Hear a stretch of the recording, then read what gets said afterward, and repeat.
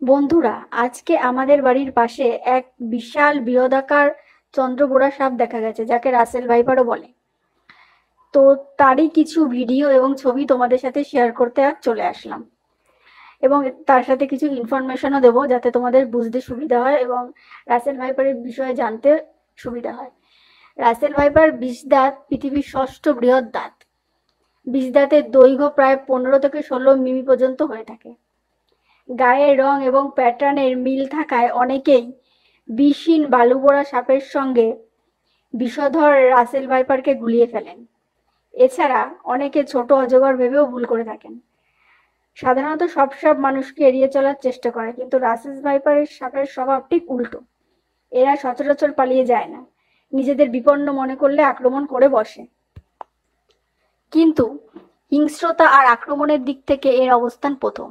আক্রমণের ক্ষেত্রে এই সাপ এত ক্ষিপ্ত যে 1 সেকেন্ডে 1/16 সময়ের ভেতরে কামড়ে সম্পূর্ণ প্রক্রিয়া সম্পন্ন করতে পারে। এরা প্রচন্ড জোরে হিসির শব্দ করতে পারে।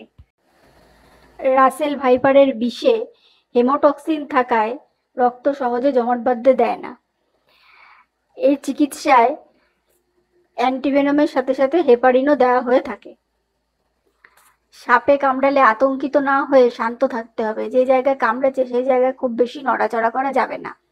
সাপে কামড়ানোর পর প্রথম 100 মিনিট খুব গুরুত্বপূর্ণ। ওই সময়ের মধ্যে সঠিক চিকিৎসা দেওয়া গেলে রোগী সুস্থ হয়ে উঠতে পারেন। যেহেতু রাসেল ভাইপারের সাপের কামড়ে রোগীর কিডনি ক্ষতিগ্রস্ত হতে পারে, তাই রোগীকে এমন হাসপাতালে নিয়ে যাওয়া উচিত যেখানে ডায়ালিসিসের সুব্যবস্থা আছে। ও হ্যাঁ, এবার আসল প্রসঙ্গে আসি। সাপটিকে স্থানীয় লোকেরা লাঠি দিয়ে পিটিয়ে মেরে ফেলে, যেটা তোমরা ভিডিওতে দেখছো। তো ওনারা কাউকে খবর না দিয়ে নিজেরাই পিটিয়ে মেরে ফেলে।